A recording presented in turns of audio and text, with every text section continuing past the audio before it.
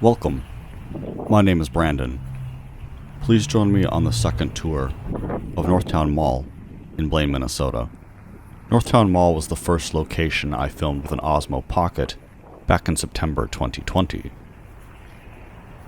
I thought the mall deserved a new video, as my original was terrible.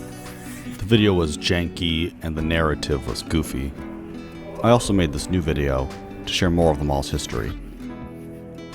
Before I dive into Northtown's past, I wanted to say, Happy 50th anniversary, Northtown. You have outlasted many other malls.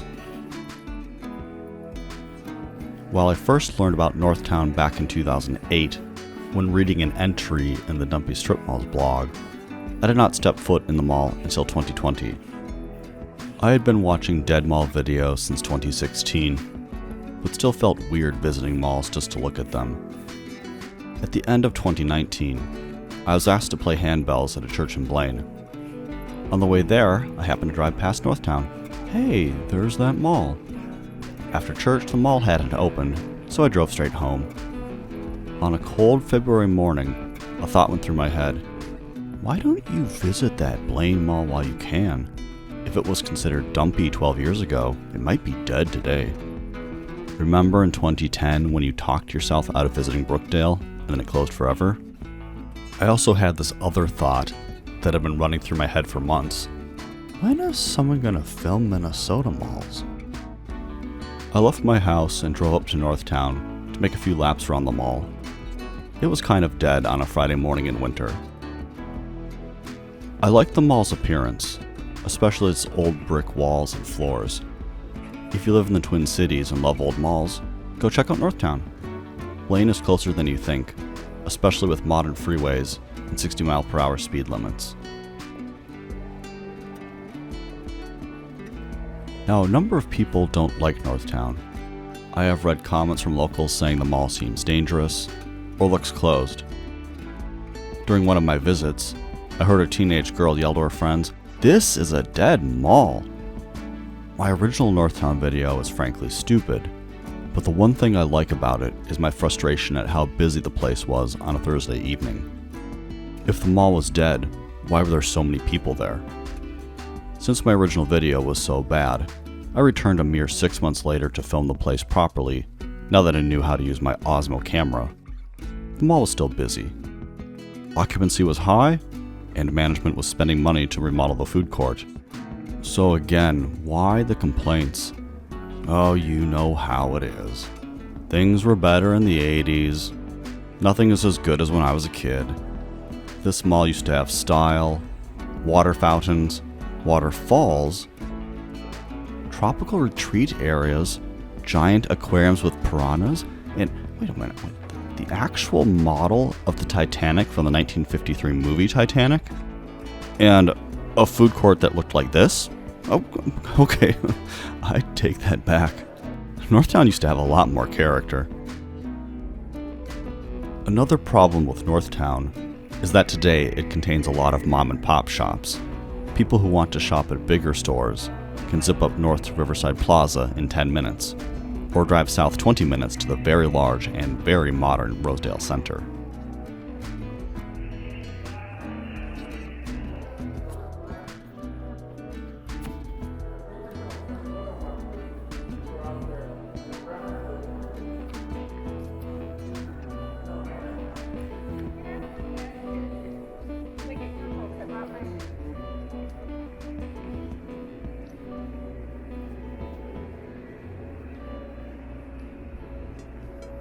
Let's discuss Northtown's history. In 1965, developer Robert Muir purchased 137 acres of land to build a new mall at the intersection of University Avenue and the original County Road 10.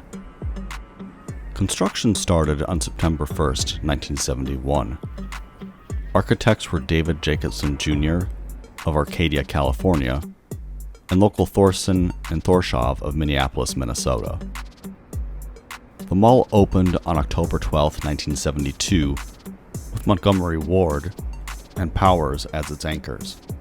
According to an old map, Woolworth's was not yet open, but would be soon. Attending the grand opening were mall developer Robert Muir, Minnesota Governor Wendell Anderson, and Blaine Mayor Roger Barnes. Entertainment was provided by Harry Blonde's Strolling Dixieland Band, singer Peggy Lee, singer and actor Giselle McKenzie, and of course the dubious duo from Channel 11, Casey Jones and Roundhouse Rodney.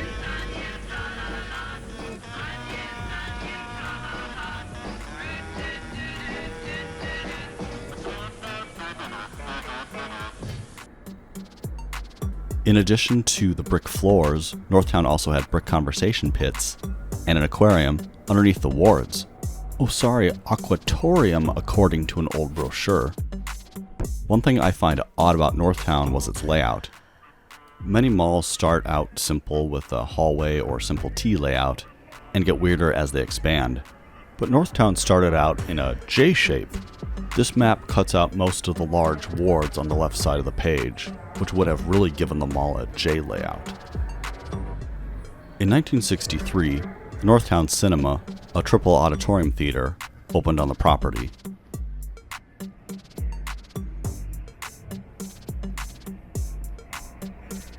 In 1985, Ryan Northtown Associates purchased the mall for $33 million. That same year, Powers became a Donaldson's when Allied Stores acquired 6 of the 7 Power stores to increase their Donaldson's brand. A mere 9 months after Ryan's purchase of Northtown, they sold the mall to Angelus Corporation for $38 million.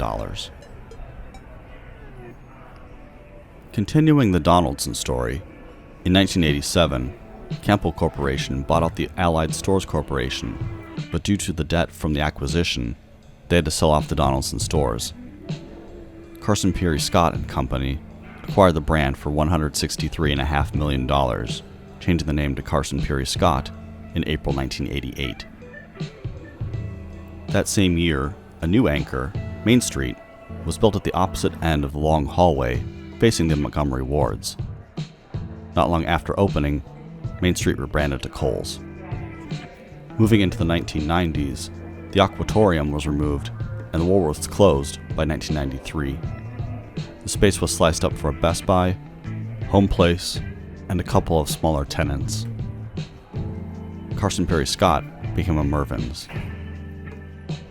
The movie theater closed in 1997. The following year, Glimcher Realty Trust purchased the mall for $54 million. Shortly after, Northtown launched their website. After Glimcher's purchase of Northtown, a lot of changes occurred. The exterior of the mall was given a facelift with new entrances. However, some residents have told me they consider the mall half remodeled, as much of the floor still has the 1970s brick. Montgomery Wards and Home Place closed in 2001. Wards was sealed off and sat vacant for several years. Home Place was replaced by Stephen Barry's in 2003. Both Kohl's and Mervyn's closed in 2004. The Kohl's location became a Burlington coat factory in 2005. Instead of replacing Montgomery Ward, management tore it down with plans to build a Home Depot on the land, but as an outparcel. Since there were no available exits at the northwest end of the mall during demolition, management turned the large 2-story former Mervyn's into a mall entrance. Home Depot opened in 2007. After the remodel was finished, Northtown removed the temporary hallway for a proper store, Herberger's. Not long after that, all Stephen Barry's locations closed due to bankruptcy. Becker Furniture World moved into its Northtown location. An LA Fitness was built into the southwest end of the mall that once led to Ward's. Also during that decade, the food court received a remodel that remained until the 2020s. In 2015, Washington Prime Group became owners of the mall after buying out the Glimcher Realty Trust. By 2016, the other half of the former Ward's hallway and several tenants were removed for a Hobby Lobby. Neither LA Fitness or Hobby Lobby had internal mall access.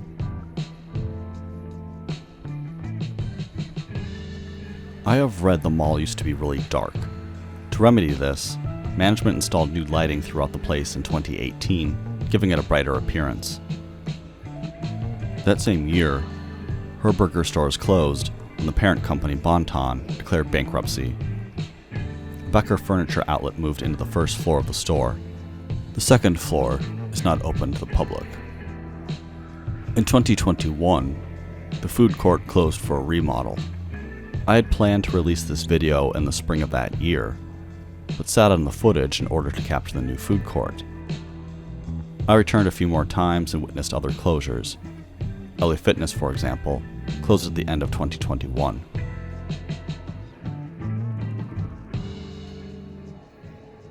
When I realized that 2022 was Northtown's 50th anniversary, I continued to wait. Northtown has had a lot of ups and downs. There was a period when anchors were leaving like rats fleeing a sinking ship, but they have all been replaced. I was planning to talk about the mall failing again. There were less tenants at the end of 2021, and even some of the brand new food court tenants opened and closed after a few months. However, as I prepared to make this video, I made one more trip in July 2022 and noticed that things were looking better. Formerly empty storefronts had new tenants, and there were more places to eat in the food court.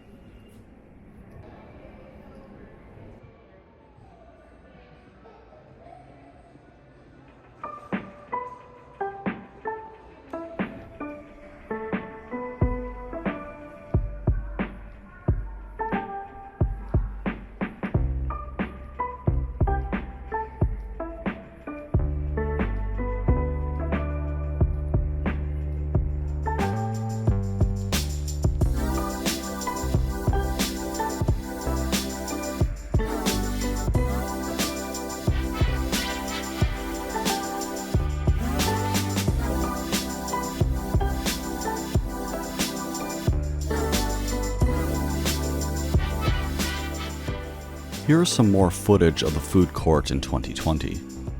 Some of this footage did not make it into my original video, as I did not have the tools to make it watchable. It is still a little glitchy, but better than it would have been.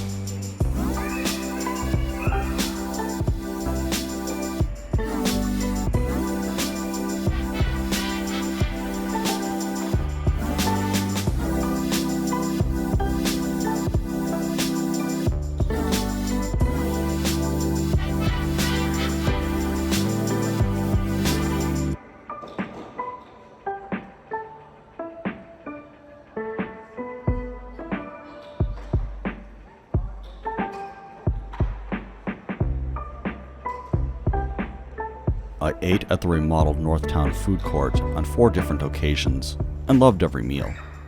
Once at Omega Sushi, once at La Poblanita, and twice at Order Up Thai.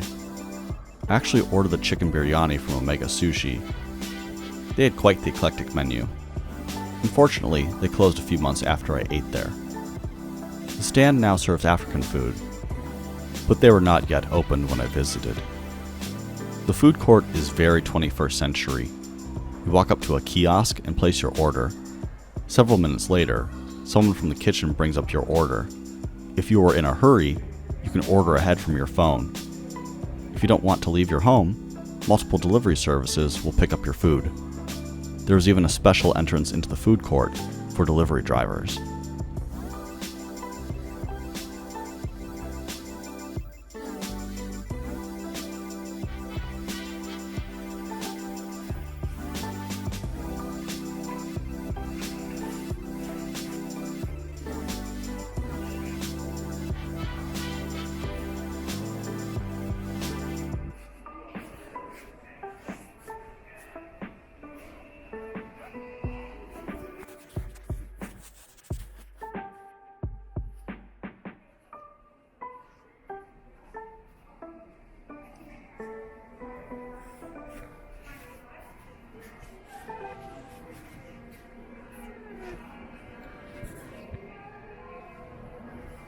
If Northtown were left alone, I think it could continue to survive.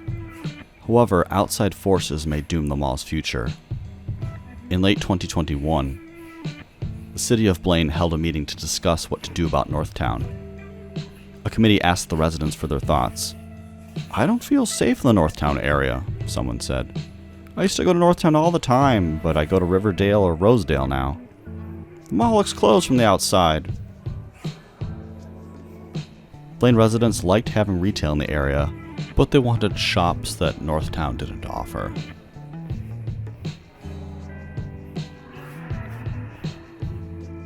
A landscape architecture group based out of Minneapolis, called Dam and Farber, shared the idea of turning the mall property and the surrounding area into a lifestyle center, leaving only a small portion of the original mall.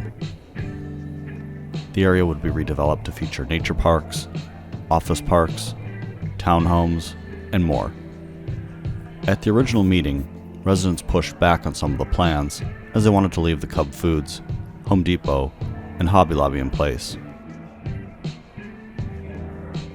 And that brings us to the end of July 2022. The Paladin School held their final classes in Northtown a few weeks ago. They start in a new building in September. What other changes will occur before Northtown's 50th anniversary in October?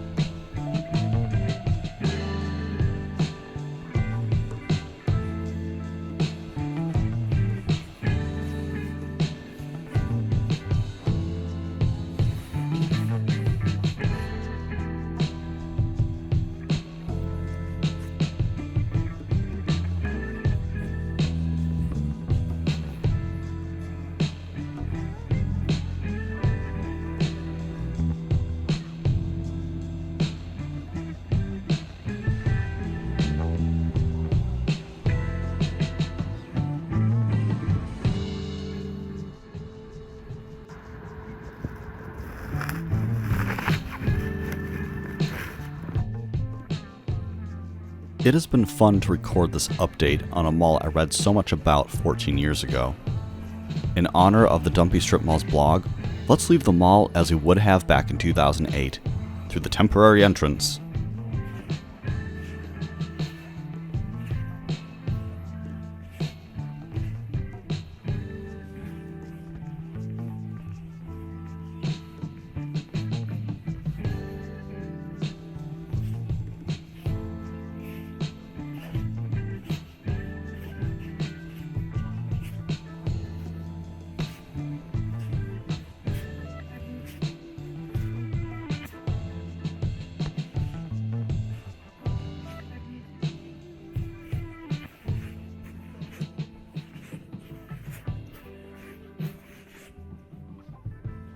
Thank you for joining me on the second tour of Northtown Mall.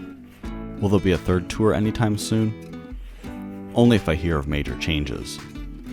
I'm hoping that whatever happens to Northtown is something that will benefit the residents of Blaine. But I would also hate for the businesses to have to move. I am being obnoxiously neutral, aren't I? Oh well.